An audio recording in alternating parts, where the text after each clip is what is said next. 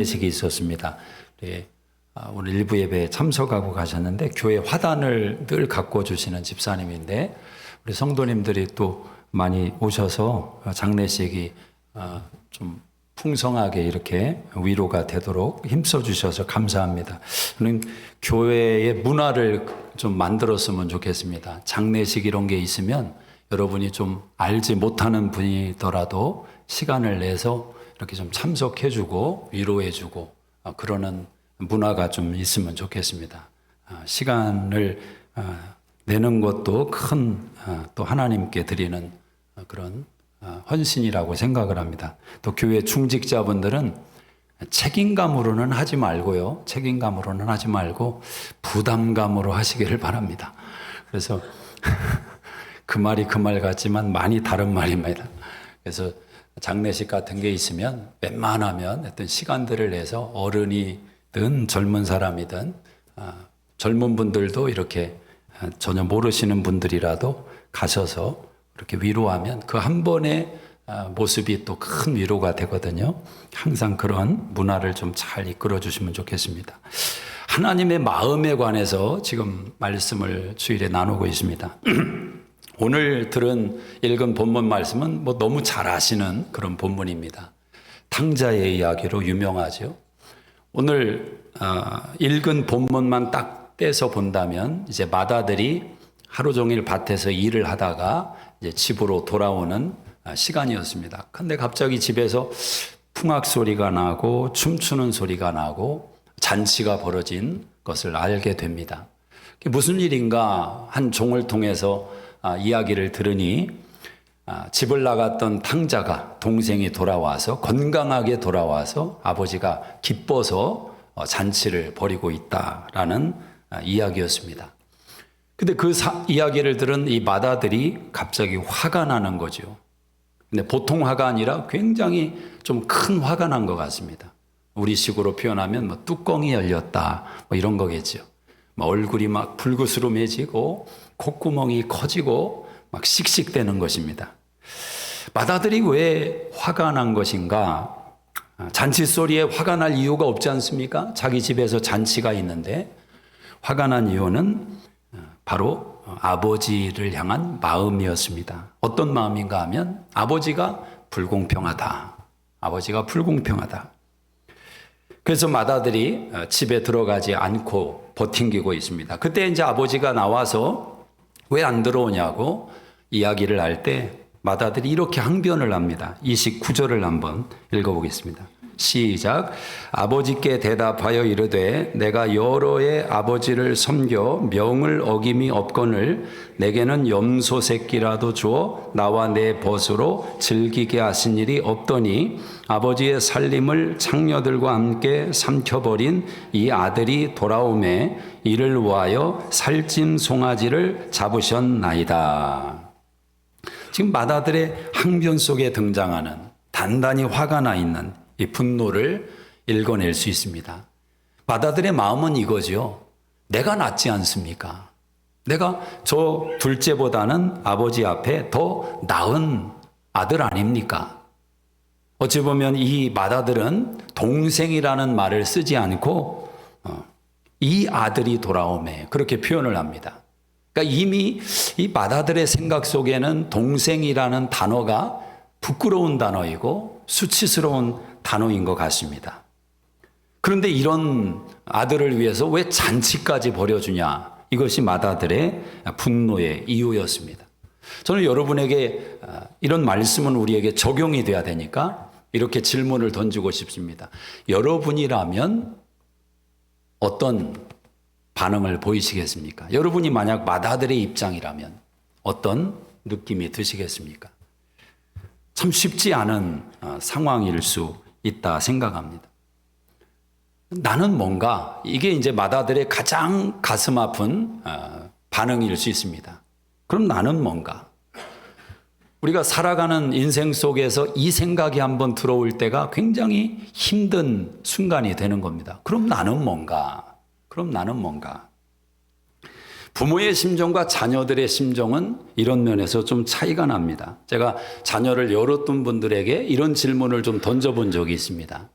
정말 자녀를 향한 사랑이 공평하게 100% 갈 수 있는가라는 것입니다. 저는 뭐 자녀가 하나니까 그것을 경험으로 알 수는 없겠죠. 그런 질문을 던져보고 나서 결론을 낸 것은 부모의 마음이라는 것은 자녀가 아무리 많이 있어도 그 자녀들에게 1대1로 100을 부어주는 것이 부모의 마음이구나. 그런 생각을 결론을 짓게 되었습니다. 물론 부모에 따라서 좀 상황이 다를 수도 있지만 대체적인 이 부모의 심정이라는 것은 그 깊이가 자녀로서는 닿을 수 없는 깊이를 가지고 있기 때문에 그렇습니다. 자녀가 어디 유학을 간다, 어학연수를 간다, 그의 인생에 꼭 필요한 일이 생길 때 부모는 없는 돈을 만들어서라도 보내주려고 합니다. 융자를 내서라도 했던 자녀를 밀어주려고 하지만 부모가 어디 가실 일이 있는데 돈이 없어요. 그래서 내가 빌려서라도 부모님을 보내드려야 되겠다. 이런 자녀는 거의 희박할지 모릅니다. 그래서 사람들은 사랑은 내리사랑이다. 그런 말을 하는지 모릅니다. 한 해 한 해 살아가면서 결국 나를 낳으신 부모의 깊이를 알아가는 인생의 과정처럼 신앙이라는 것은 나를 구원하신 하나님을 계속해서 알아가는 것입니다. 이것이 가장 신앙의 기본적인 출발이다라는 것입니다. 오늘 예수님께서 우리가 잘 아는 이 비유 속에서 하나님의 마음에 대해서 예수님이 아주 구구절절하게 우리에게 가르쳐주고 있다라는 것입니다. 누가복음 15장에는 세 가지 비유가 나오죠. 첫째는 드라크마의 비유, 두 번째는 잃은 양의 비유, 그리고 세 번째는 우리가 아시는 탕자의 비유가 등장합니다. 하나같이 이 비유 속에서 잃어버린 사람들의 심정을 성경은 이렇게 묘사를 합니다. 4절을 한번 읽어보시면 15장 4절을 한번 보겠습니다. 시작. 너희 중에 어떤 사람이 양 100마리가 있는데 그 중에 하나를 잃으면 99마리를 들여두고 그 잃은 것을 찾아내기까지 찾아다니지 아니하겠느냐. 자, 8절을 한번 보겠습니다. 시작. 어떤 여자가 10드라크마가 있는데 하나를 잃으면 등불을 켜고 집을 쓸며 찾아내기까지 부지런히 찾지 아니하겠느냐. 자, 공통점이 있습니다. 찾는다는 거죠.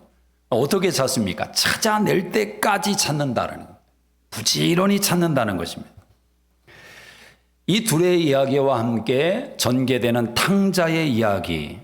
자, 탕자의 이야기 속에 아버지는 어떻게 아들을 찾고 있습니까? 근데 언뜻 보면 누가복음 15장을 읽어가다 보면 좀 의아스러운 것이 분명 드라크마도 찾고 잃은 양도 찾았는데 아버지는 아들을 찾고 있지 않더라는 것입니다. 둘째 아들이 돈을 가지고 어디 나가서 허랑방탕하는 것 같은데 그 아들을 찾지를 않아요. 우리 생각 같으면 벽보라도 붙이고 사람들이라도 풀어가지고 이런 모양의 사람을 봤습니까? 소식을 제공하면 제가 사례를 드리겠습니다. 어떤 방법을 동원해서라도 이 아들을 찾아낼 것 아니겠습니까? 그런데 본문에 등장하는 아버지는 찾지 않더라는 거죠. 그러면 탕자의 아버지는 아들을 찾지 않는 것인가? 라고 질문을 한다면 그 또한 아닙니다. 왜냐하면 성경 전체를 읽어보면 어느 지점에서 아버지가 찾고 있었구나. 그 아버지의 심정을 엿보게 하는 구절이 있습니다. 우리 한번 20절을 한번 보겠습니다. 20절 시작. 이에 일어나서 아버지께로 돌아가니라. 아직도 거리가 먼데 아버지가 그를 보고 측은히 여겨 달려가 목을 안고 입을 맞추니. 탕자가 아버지에게로 돌아올 때 누가 먼저 바라봤느냐? 아버지가 먼저 봤습니다. 누가 먼저 달려갔느냐? 아버지가 달려갔습니다. 탕자가 한 걸음 걸어오면 아버지는 10걸음, 20걸음을 달려갔습니다. 아버지가 탕자를 먼저 찾았습니다. 이것이 아버지의 심정이었다라는 거죠. 또 하나의 중요한 단어는 잔치를 벌였다라는 것입니다. 잔치. 이 잔치라는 단어 속에서 회복된 아들에 대한 기쁨, 이 기쁨이 묻어나는 거죠. 그리고 그 기쁨이 아버지 개인의 기쁨이 아니라 온 가족과 이웃의 기쁨이 되도록 확장을 시켰다라는 것입니다. 여기에 중요한 하나님 나라의 원리가 있는 것입니다. 하나님 나라와 세상 나라의 차이가 있습니다. 결정적인 차이가 뭐냐? 하나님 나라는 계산하지 않는다. 계산하지 않는다. 숫자적인 개념으로 하나님 나라를 다 이해할 수가 없습니다. 드라크마 하나를 잃어버렸다가 찾았습니다. 그게 기쁘다고 잔치를 벌여요? 가끔 저도 한번 경험이 있지만 100불짜리를 제가 어디다 놨는데 이게 어디 있는지를 모르겠는 거예요. 그래서 막 양복에 있는 양복마다 다 주머니를 뒤지고, 또 제가 가끔 이렇게 책 속에다가 넣을 때가 있거든요. 무슨 비자금도 아니고. 근데 어디 책 속에 넣어놨나 또 책을 막 펴보기도 하고, 의자를 밑을 살펴보기도 하고, 막 그렇게 이제 정신없이 하다가 우연찮은 데서 찾지 않습니까? 대부분 그런 경우. 아니, 아무리 제가 100불을 찾았을 때 기뻤지만, 참 기쁘긴 하더라고요. 엄청 기뻤지만 그것 때문에 제가 집사님 좀 우리 집으로 오세요. 목사님 우리 집으로 좀 와. 우리 잔치합시다. 나 100불 찾았습니다. 이러지는 않는단 말입니다. 왜 이런 표현을 왜 사용했을까? 아무리 양을 사랑해도, 애완견을 사랑하고 정말 끔찍히 여겨도 그걸 찾았다고 잔치까지 벌이지는 않을 것입니다. 그렇다면 지금 이 의도는 뭐냐? 계산하지 않는다는 거죠. 계산. 자, 양 한 마리를 잃어버렸다고 99마리를 두고 한 마리를 찾아 나서는 겁니다. 그럼 머리가 돌아가는 사람은 그거 한 마리 찾다가 99마리 어떻게 되면 어떻게 하려고 그러나? 물론 예수님이 그 모든 걸 다 말하려고 이 비유를 드신 건 아니지만 결정적으로 중요한 것은 하나님 나라는 계산하지 않는다. 마찬가지로 참 사랑은 계산하지 않는다. 부모는 자녀에게 계산하지 않는다. 모든 원리는 그렇게 통하고 있다는 것입니다. 진짜는 계산하지 않는 것입니다. 그래서 어려운 거죠. 자, 또 하나의 이 비유들의 공통점이 뭐냐면 찾은 바 되었다라는 것입니다. 돈도 잃은 양도 잃어버린 탕자도 찾은 바 되었습니다. 근데 가만히 살펴보면 좀 섬세한 차이들이 있어요. 자, 드라크마는 왜 잃어버렸습니까? 주인이 잃어버린 거예요. 주인이. 자기가 혼자 어디 걸어간 게 아닙니다. 물론 잃어버린 양은 자기 발이 있으니까 주인에게서 스스로 벗어난 잃어버림입니다. 그러나 그도 주인의 잃어버림이라고 할 수 있습니다. 자, 그럼 마지막으로 탕자는 어떻습니까? 완전히 다르죠. 탕자는 자기 의지를 가지고 아버지에게 돈을 요구해서 그 돈을 가지고 이웃 나라에 가서 허랑방탕했으니까 전혀 다른 이야기가 되는 것입니다. 그런데 여러분, 여기 깊이 생각해야 될 부분이 있습니다. 이 탕자도 아버지의 잃어버림이다. 아버지의 잃어버립니다. 왜냐하면 아버지에게 돈을 달라고 할 때 아버지가 돈을 줬어요. 근데 아버지가 어떤 생각을 가지고 돈을 줬을까? 우리 아들이 이제 내 품을 떠날 때가 돼서 나에게 돈을 달라고 해서 이 돈을 가지고 성공하기 위해서 도전을 하는구나. 그래, 남자는 도전을 해야지. 한번 잘해봐라. 밀어주는 마음으로 아버지가 아들에게 돈을 준 것은 아니에요. 예수님의 의도는 분명히 그건 아닙니다. 아버지는 이 아들이 이 돈을 가지고 나가서 어떻게 될 것을 보고 있어요. 그걸 알면서도, 의도가 잘못됐다는 것을 알면서도 지금 주고 있다는 이 상황을 깊이 생각을 해야 됩니다. 혹자는 이런 생각을 합니다. 하나님은 왜 죄를 짓도록 막아주지 않는가? 하나님이 사랑하면 죄를 짓기 전에 딱 방어막을 쳐서 막아주셔야지 왜 죄를 짓도록 만드시는가? 그래서 물리적으로 하나님께서 우리를 막아주시는 것을 기대할 수가 있어요. 물론 하나님이 때로는 물리적으로 우리가 죄 짓지 못하도록 막아주시기도 합니다. 근데 우리가 막아줌을 기대하는 것은 대개 이런 거죠. 어떤 수고와 고통이 없는 막아주심. 예쁘게 막아달라는 거죠. 큰 수고 없이 하나님이 막아달라는 거죠. 근데 여러분, 그런 생각은 솔직하게 자기 자신에게 질문을 해봐야 됩니다. 하나님이 예쁘게 막아줘서 나는 스탑할 것인가? 바람이 부는 것처럼 스치고 지나가듯이 생각이 들어올 때, 이건 하나님이 기뻐하는 일이 아니는구나. 내가 멈춰야 되겠구나. 더 가면 안 되겠구나. 과연 그럴 수 있는 사람이 얼마나 되겠느냐 말입니다. 인생은 요나의 풍랑을 만나야 정신이 조금 드는 것입니다. 풍랑 만난다고 정신이 드냐? 요나서를 보니까 그것도 아니더라고요. 마지막까지 고집을 피면서 하나님께 항변합니다. 하나님, 나 죽고 싶습니다. 나 죽여주십시오. 죽어도 내가 옳습니다. 요나서를 보면, 그 요나가 바로 요나구나. 이 생각이 절로 드는 거죠. 어떻게 그럴 수 있냐고 하지만 그게 인간 안의 연약함이고 신앙인들의 본성 속에 있는 요소이다라는 거죠. 하나님이 경고음을 주십니다. 쓸데없는 고통에서 좀 벗어나라는 거죠. 굳이 물고기 뱃속에 들어갈 이유가 없습니다. 풍랑이는 바다에 빠질 이유도 없고, 자기 때문에 주변 사람들이 피곤해질 이유도 없고, 뜨거운 동풍을 맞아가며 신음하며 죽고 싶다고 하나님께 씨름할 이유도 없습니다. 그런데 거기까지 간다라는 거죠. 하나님은 그래서 때때로 허용하시는 모습으로 우리에게 다가오는 거예요. 탕자에게 돈을 주는 겁니다. 탕자가 집을 나가도록 허용을 하는 것입니다. 돈을 주지 않았다면 나갈 수가 없잖아요. 빌미를 누가 줬느냐? 아버지가 준 거예요, 아버지가. 아마 아버지의 기본적인 마음은 이런 마음이 있을 겁니다. 그래도 나가려면 돈이라도 가지고 나가야지. 돈이라도 있어야 그래도 한 달을 버티든 1년을 버티든 먹을 건 있어야 되지 않느냐. 가장 기본적인 마음이죠.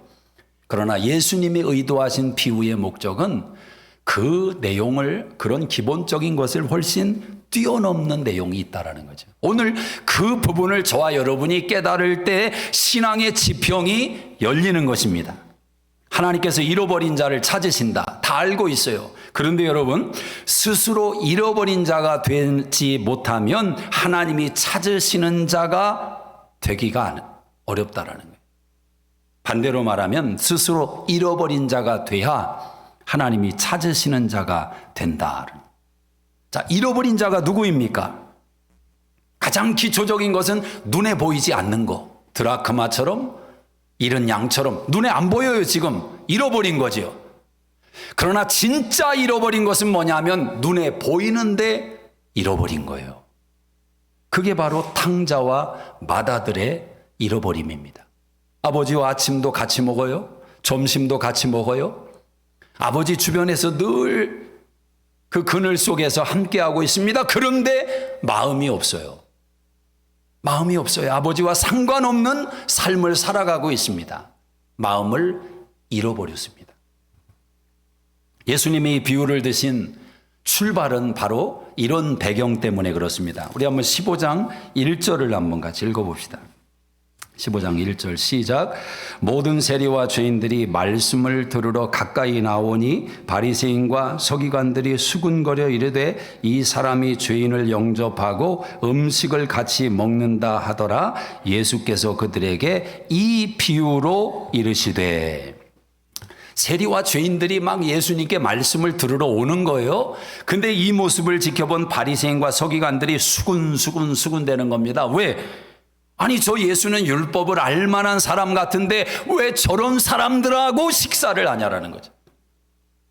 유대인들은 이 세리라는 직업을 가진 사람들을 혐오하지 않았습니까? 로마의 앞잡이가 돼서 세금을 걷어들이는 역할을 하니까 얼마나 미웠겠어요. 근데 예수님이 그들과 함께하고 있는 것이 자주 노출되는 거죠. 분노하는 것입니다. 근데 예수님은 이 모든 것을 알면서도 왜 굳이 그들을 가까이 하셨느냐? 다른 이유가 없습니다. 하나님의 마음이 예수님에게 와 있기 때문에 그랬습니다. 우리 신앙의 전반적인 내용을 돌아볼 때 신앙의 내용과 본질과 신앙의 표현을 잘 구분을 하셔야 됩니다. 신앙의 본질을 내려놓고 신앙의 표현만을 붙들면 큰일 나는 거죠. 마치 보석함에 보석은 어디 간데 사라져 있고 보석함만 장식을 하고 있는 것과 똑같은 것입니다. 사람이 참 어리석은 것이 보석이 중요합니까? 보석함이 중요합니까? 근데 되게 많은 경우 그 뚜껑과 보석함들이 그렇게 화려합니다. 진짜 보석은 그렇지가 않은데. 오래전에 필리핀에 있을 때요, 그 진주가 거기 참 많이 나오거든요. 진주를 이제 선물로 싸고, 그래서 선물로 이제 사다 주려고 가는데 딱 누가 조언을 하더라고요. 절대 반질반질해 보이고 동글동글해 보이고 그런 거 있으면 사면 안 된다. 진짜 진주는 조금 허술해 보인다.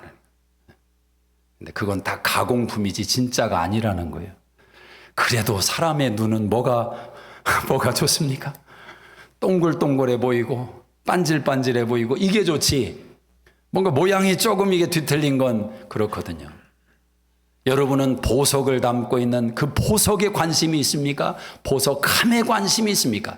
어린아이들일수록 보석의 진가를 몰라요. 보석함에 눈이 가지. 신앙도 마찬가지입니다. 신앙의 진짜 보석이 무엇인지를 아는 사람과 보석 뚜껑을 붙들고 있는 사람의 신앙의 자세는 많이 달라요. 바리새인들의 신앙의 중심은 보석으로 향하지를 못하는 겁니다. 그 자꾸 보석을 담고 있는 내용, 자신들에게 집중을 하는 거죠. 여러분, 신앙이 자기를 집중하게 되면 어떤 일이 벌어지느냐? 거기서 큰 문제가 생깁니다. BTS가 한국에서 그 집회 뭐를 했나 봐요. 신문에 40만 명이 모였대요. 여의도 광장에. 31도가 넘는 뜨거운 날씨에. 근데 신문 기사가 이렇게 났더라고요. BTS를 욕먹게 할 수 없어서 하지 말자. 뭐 그런 표현이에요. 깨끗하게 치웠다는 거예요. 그 장소를. 왜? BTS 욕 안 먹게 하려고 40만 명이 그렇게 했다는 거예요. 그런 거 읽으면 막 또 도전이 되죠. 야, 이거 우리도 예수님 욕 좀 안 먹게 해야지. 그 신앙인들이 우리 예수님 욕 먹지 말게 제대로 삽시다. 아멘 나와요. 다른 데서는 아멘 안 나오는데 이런 거에서 아멘이 나오거든요. 근데 오늘 제가 왜 이 설교를 하냐면 그런 데서 은혜 받으면 안 된다는 거예요. 우리의 신앙이라는 것이 그런 구도로 가면 안 된다는 겁니다. 무슨 말이냐? 자, BTS 그 팬들이 BTS 욕먹지 않게 하기 위해서 깨끗하게 치웠어요. 그게 어떤 식으로 반응이 되느냐? 우리는 다르다라는 거예요. 물론 100% 다 제가 맞는 말은 아닙니다. 그러나 그렇게 표현이 되는 거죠. 그 어떤 영웅적인 사람들을 놓고 그런 팬들이 활동하는 게 어마어마하지 않습니까? 그래서 뭐 모금도 하고 누가 하면 막 경쟁적으로 또 하고 그러면 서로 막 싸우고 우리가 더 잘났다 뭐 그렇게 나오고. 근데 신앙의 구도가 그런 방향으로 흘러갈 수 있어요. 그게 바리새인들의 모습이었다는 거예요. 누구보다 열심입니다. 신앙의 증명을 어디서 받으려고 하느냐? 내가 얼마나 열심내고 있느냐, 내가 잘하고 있느냐, 못하고 있느냐, 나에게서 신앙의 증명을 확인하려고 하는 거죠. 내가 무엇을 행했느냐, 하지 않았느냐. 때로는 종교적인 경건의 내용도 가미가 됩니다. 때로는 남들과 특별한 희생이나 헌신이 첨가되면 급상승하게 되죠. 대부분의 내용이 윤리와 도덕을 함양시키는 내용들인 겁니다. 물론 나쁘지는 않아요. 그 내용을 누가 나쁘다고 하겠습니까? 그러나 문제는 그 내용들이 신앙의 중심이 될 때가 문제가 되는 겁니다. 그때 어떤 결과를 불러오느냐? 그렇게 살지 못하는 사람들을 판단합니다. 비판합니다. 정죄합니다. 나는 다르다라는 거예요. 여러분, 신앙은 무엇으로 증명이 돼야 됩니까? 신앙은 행위보다 관계성으로 증명이 돼야 됩니다. 행위보다 관계성으로. 이건 어떤 결과를 불러오느냐? 결국 하나님이 주인공이 되는 겁니다. 하나님이. 시선이 내가 아닌 하나님이 받으시는 거예요. 내가 나를 보는 게 아니라 내가 하나님을 바라보게 되는 것입니다. 하나님을 바라보게 되는 거예요. 세상과 하나님의 일의 결정적인 차이가 여기서 있어요. 자, 사람이냐 일이냐, 관계성이냐 업적이냐, 참 어려운 문제입니다. 사회생활하는 분들은 답이 벌써 딱 나왔어요. 절대 사람이 아닙니다. 일이 우선이고, 관계성이 아닙니다. 업적이 우선입니다. 세상이 그렇게 운영되고 굴러가기 때문에 그래요. 어제까지만 해도 우리 잘해보자, 우리 회사 한번 이번에 1등 가보자, 으쌰으쌰 했는데 다음날 회사 출근했더니 옆에 누가 하나 딱 붙어서 박스를 주면서 오늘이 회사 마지막 날입니다. 책상 정리하십시오. 이게 세상이란 말입니다. 거기에서 사람을 붙들어요? 거기서 관계성을 붙들어요? 너무너무 어렵죠. 세상이 그렇게 구조 속에 흘러가기 때문에. 그러나 세상을 이야기하는 게 아니에요. 우리는 신앙 안에서 우리 자신은 어떠한가 들여다볼 자세가 필요하다라는 거죠. 누구인들 자신할 수 있겠느냐라는 거죠. 나에게 있어서 사람이 먼저인가, 일이 먼저인가, 관계성이 먼저인가, 업적이 먼저인가. 우리는 시선을 하나님에게 두는 것입니다. 우리를 붙드시고 기다려주시는 하나님, 만들어 가시는 하나님, 우리가 아무 조건을 제시하지 못해도 연약하고 경건치 않고 원수되었을 때 우리를 부르셔서 마침내 인간다운 인간으로 변화시켜 가시는 그 하나님, 그 하나님의 열심, 그 열심을 보는 거예요. 내 열심을 보는 게 아니라 그분의 열심을 보는 게 아니에요. 사람의 열심을 보는 게 아니라 그 하나님의 열심을 보는 거예요. 그 하나님의 열심을. 그러면 신앙이 어떤 일이 벌어지느냐? 여러분, 신앙은 바울이 가이사 앞에서 담대하게 자기 신앙을 변호할 때 그때의 모습도 아름답지만, 바울이 광주리 속에 숨어들어서 성벽을 타고 도망을 칠 때 그 연약함 속에 들어가 있던 사도 바울의 모습, 그 모습을 통해서 하나님은 더 큰 영광을 받으신다라는 것입니다. 세상과 다른 것이 여기에 있는 것입니다. 다윗이 1000마리의 말을 전리품으로 확보하게 되었습니다. 상대방의 1000마리의 말을. 전쟁에서 이 1000마리는 요즘으로 치면 1000대의 탱크와 같습니다. 근데 900마리의 말의 뒷발굽의 힘줄을 다윗이 끊어버리죠. 그 행위를 하나님이 기뻐하셨습니다. 근데 하나님이 언제 진노하셨느냐? 다윗이 인구가 몇 명이나 되는지, 전투에 나갈 사람이 몇 명이나 되는지 인구 조사했을 때 하나님께서 심판을 내리셨어요. 여러분, 말의 뒷발굽 힘줄을 끊었다, 인구 조사했다, 그 자체를 하나님이 말씀하는 게 아니죠. 하나님이 말씀하는 건 다윗의 마음입니다. 마음. 나를 바라보고 있는 거죠. 나의 능력과 나의 현실과 나의 지혜와 나를 바라보기 시작할 때 하나님이 안 보이는 거예요. 하나님이 도와주셨는데, 하나님이 함께 하셨는데, 그때 함께 하시고 도와주신 하나님이 점점 희미해지고 가는 거죠. 하나님이 막아주시는 겁니다. 다윗을 사랑하니까. 오늘 여러분은 시선이 하나님을 선명하게 보는지 아니면 여러분을 자꾸 바라보는지 분별을 하셔야 됩니다. 어떻게 알 수 있느냐? 나를 바라보기 시작하면요, 자꾸 주변에 불편한 사람들이 보여요. 불만스러운 사람들이 보여요. 그리고 자꾸 내 입으로 판단하기를 시작해요. 저 사람은 왜 저래? 저 사람은 왜 저거밖에 안 돼? 자꾸 그렇게, 나도 모르게 자꾸 그렇게 돼요. 그러나 하나님을 바라보기 시작할 때는 그렇게 살아가던 삶의 요소들이 조금씩 사라지기를 시작합니다. 맏아들이 항변합니다. 아버지, 나는 아버지의 명을 어긴 일이 없는데 나를 왜 세준 게 뭐가 있어요? 지금 맏아들은 종으로서 아버지에게 이야기를 하는 거예요. 본인은 깨닫지도 못하죠. 나 시키는 일 다 했다는 겁니다. 근데 나는 뭔데요? 근데 맏아들이 놓치고 있는 게 있습니다. 아버지와 아들로서의 관계성을 놓치고 있다는 거죠. 만약 맏아들이 이렇게 아버지에게 반응했다고 해보세요. 아버지, 저 오늘 일터에 못 갈 것 같습니다. 왜 그러냐? 저 좀 어디 갔다 오려고요. 어디 가는데? 아이, 동생 어디 있는지 좀 아무래도 제가 찾아봐야 되겠어요, 아버지. 아, 가지마. 아니요, 이제 갔다 올게. 가지 말라니까? 그놈 어디서 잘 먹고 잘 살겠지. 그런 놈 뭐하러? 나 절대 안 본다, 걔. 가지마. 아버지, 갔다 올게요.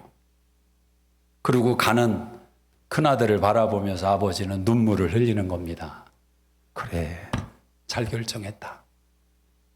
이걸 어떻게 알겠느냐 말입니다. 가지 말라고 말하는 그 아버지의 말에서 어떻게 이걸 읽어낼 수 있겠느냐 말입니다. 마음의 세계라는 것은 그렇게 쉬운 게 아닙니다. 세리들과 죄인들의 특징이 뭐냐? 그들은 자기들이 잃어버린 자라는 걸 알아요. 거부를 많이 당해봤거든요. 사람들의 따가운 시선을 많이 느껴봤거든요. 그런데 예수님은 달라요. 예수님 앞에 나가면 예수님은 나를 이상한 눈으로 쳐다보지를 않아, 일단. 그리고 밥 먹는 것을 꺼려하지를 않아요. 그들은 그 자리에서 찾은 바가 되는 거죠. 그래서 이제 로마서 5장 20절에 이런 말씀이죠. 죄가 많은 곳에 은혜가 넘친다. 죄가 많은 곳에 은혜가 넘쳐요. 내가 잃어버린 자였다는 것을 아는 만큼 은혜가 있는 거예요. 그렇지 않습니까? 여러분, 좀 깊이 이야기하면 탕자는 집 안에 있으면 절대 잃어버린 자의 인식이 안 생깁니다. 집을 나가봐야 돼요. 아버지 떠나봐야 됩니다. 돈을 잃어봐야 됩니다. 남들에게 한번 당해봐야 돼요. 배고파봐야 돼요. 돼지 우리 속에 한번 들어가봐야 내가 잃어버린 자를 그때서야 깨닫게 되는 겁니다. 그때서야. 이 말을 또 오해하지는 마십시오. 이상한 또 다짐과 결심을 또 설교 듣고 그렇구나. 내가 하나님 떠나봐야, 오늘 목사님 설교 들어보니까 하나님 떠나봐야 내가 하나님을 진짜 알게 되겠구나. 여러분, 자기가 잃어버린 자임을 깨닫는 사람은 하나님을 떠난 자로 살아갈 수도 없죠. 이미 내가 탕자였다는 것을 아니까. 오늘 본문에서 맏아들의 분노는 무엇입니까? 나에게 100%의 크레딧을 주다 보니 아들과만, 동생과만 비교하는 것입니다. 동생과만 비교하는 거예요. 그런데 맏아들이 하지 않은 게 있어요. 아버지와 비교하는 겁니다. 여러분이 주변의 신앙인들과 옆에서 살아가는 사람들과 비교하면, 그리고 여러분만을 바라보기 시작하면 여러분도 모르는 사이에 바리새인의 길을 걸어갈 위험성이 많아요. 아, 그래도 나 잘하고 있지. 이 정도면 괜찮은 거 아닌가? 아우, 저 사람은 저 어떡하지? 아, 저 사람은 왜 저거밖에 봉사를 못하지? 나는 이렇게 헌신하는데 왜 나만 이렇게 헌신해야 되는가? 뭐 여러 가지 불필요한 마음으로 가득 차게 되는데 아버지와 비교를 해버리면 이게 달라지는 거예요. 달라지는 거예요. 저는 저와 여러분이 만약 하나님의 마음과 비교하기 시작한다면 여러분, 누가 판단할 수 있고 누가 비판할 수 있고 정죄할 수 있겠어요? 그렇지 않습니까? 예수님의 의도는 무엇입니까? 하나님이 너를 그렇게 찾으셨다. 하나님의 열심히 너를 찾았다. 그 하나님의 마음을 기억하라는 것입니다. 오늘 여러분에게 도전합니다. 오늘 여러분은 어떤 마음으로 살아가십니까? 여러분의 입에서 판단과 비판이 많으십니까? 감사와 기쁨이 넘쳐나는 삶을 살아가십니까? 여러분은 가정에서 바리새인처럼 사십니까? 아니면 예수님처럼 사십니까? 여러분은 직장에서 바리새인처럼 사십니까? 아니면 예수님처럼 사십니까? 교회 생활하면서 여러분은 바리새인처럼 신앙생활 하십니까? 아니면 예수님처럼 신앙생활 하십니까? 기도하겠습니다. 자리에서 다 일어나시겠습니다. 조용히